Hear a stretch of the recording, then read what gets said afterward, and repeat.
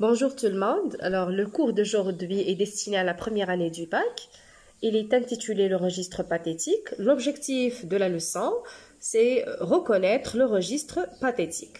Donc, avant de présenter le cours, on commence par une petite définition du registre pathétique. Le registre, c'est l'effet créé par un texte sur le lecteur. Peu importe le texte que vous lisez, vous ressentez l'effet, d'accord, l'effet de l'ensemble du texte exercé sur vous comme étant lecteur. Pathétique désigne quelque chose, d'accord, qui émeut fortement, qui suscite la pitié, voire la compassion. Alors on passe au niveau de la découverte. Nous sommes amenés à étudier quelques énoncés extraits de l'incipit de l'œuvre Le dernier jour d'un condamné. Alors, je commence par le premier énoncé. J'habite avec cette pensée, toujours seule avec elle, toujours courbée sous son poids. Alors, alors qui parle ici?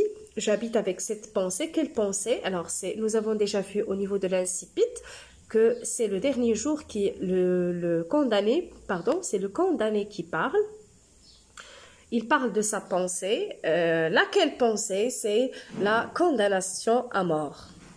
Alors, j'habite avec cette pensée, toujours seule avec elle, toujours courbée sous son poids. Alors, toujours seule, je viens de souligner la solitude, d'accord, du prisonnier dans son cachot. Il est toujours courbé sous son poids. Alors, on a comparer la peine de mort à un poids tellement lourd que le condamné n'arrive pas et ne parvient pas à le supporter, donc il l'accable.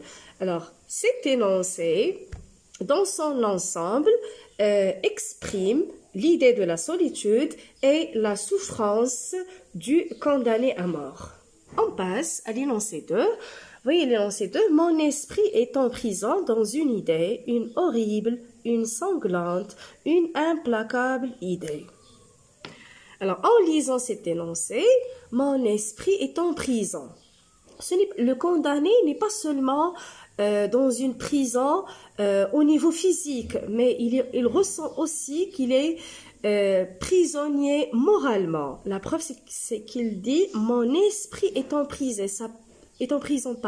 Sa pensée est en prison.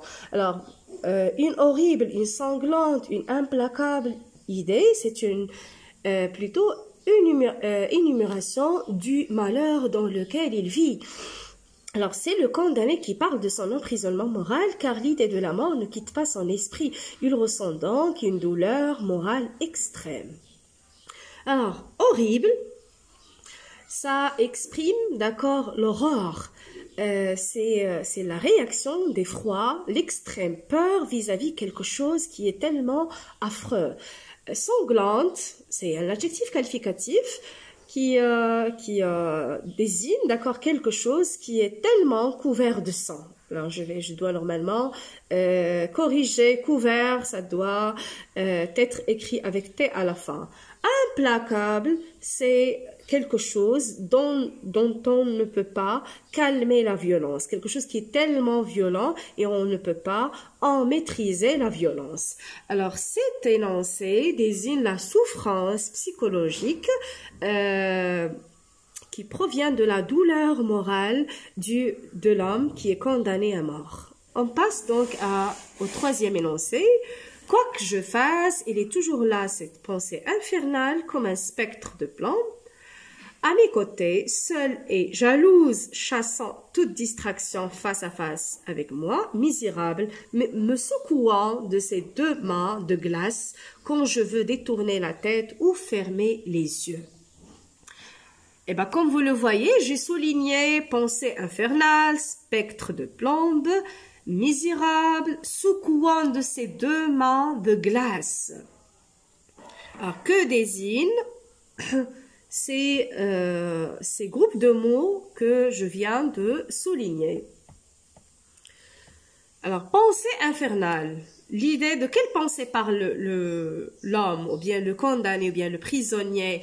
Il parle de la peine de mort, il parle de sa condamnation à mort. La pensée, elle a qualifié cette pensée d'infernale. L'idée de la condamnation à mort devient un châtiment de l'enfer. D'accord. Il a aussi comparé cette idée de la condamnation à un spectre de plomb. Un spectre, c'est-à-dire apparition effrayante d'un mort sous forme d'un métal noir et bleuâtre. Alors, il se voit comme un misérable. C'est comme quelqu'un qui est très malheureux. Donc, l'idée exprimée ou bien renfermée dans cet énoncé, c'est la souffrance, l'extrême souffrance morale. On passe, s'il vous plaît. Donc, l'énoncé 3, elle se glisse sous toutes les formes où mon esprit voudrait la fuir, se mêle comme un refrain horrible à toutes les paroles qu'on m'adresse, se colle avec moi aux grilles hideuses de mon cachot, m'obsède éveillé, épie mon sommeil convulsif, reparaît dans mes rêves sous la forme d'un couteau. Alors, elle se glisse, alors elle remplace qui? Elle se glisse sous toutes les formes où mon esprit voudrait la fuir. Elle remplace la pensée, l'idée de la condamnation de mort. Elle se faufile. Elle s'introduit d'une manière discrète, d'accord? D'une manière inaperçue, d'accord? Dans son esprit. Et se mêle, d'accord? Il se mêle comme un refrain. Vous savez ce que c'est que le refrain? Le refrain, c'est des paroles, d'accord, qui se répètent dans un chant, au cours d'un chant. Alors là, l'idée exprimée, c'est l'idée de l'obsession, la condamnation à mort, le tourmente, et se fixe dans sa pensée quand il est éveillé, et visite aussi son sommeil pour le perturber. Le condamné n'arrive pas à avoir un sommeil profond, n'arrive pas à se plonger dans un sommeil assez profond et un sommeil réparateur. Alors lui, il est privé du sommeil. Alors, durant le jour, quand il est éveillé, l'idée de la condamnation à mort ne cesse pas de le tourmenter. Alors, il en souffre beaucoup. Et aussi, durant son sommeil, il le visite et le tourmente. Alors, qu'est-ce qu'il faut retenir ici? Alors, le registre pathétique, c'est un registre, d'accord, qui cherche à créer un effet de pitié, de compassion, qui émeut profondément, d'accord, le lecteur. C'est un registre qui cherche qui inspire déjà une forte émotion devant une situation inhumaine et suscite souvent la compassion. C'est-à-dire, nous, comme étant lecteurs, en lisant l'incipit ou bien l'œuvre du dernier jour d'un condamné, on ressent une certaine pitié, une certaine compassion vis-à-vis le condamné qui nous décrit sa souffrance à l'intérieur de son cachot, bien de sa cellule. Alors, les thèmes du registre pathétique sont la souffrance, la maladie, la tristesse et la douleur. Alors, je vous laisse, s'il vous plaît, faire cet exercice, relever le champ lexical de la souffrance. Après cette opération, ils devinrent sombres, on n'entendait plus que le grelottement des chaînes et par intervalles un cri et le bruit sourd du bâton des gardes chiourmes sur les membres des récalcitrants.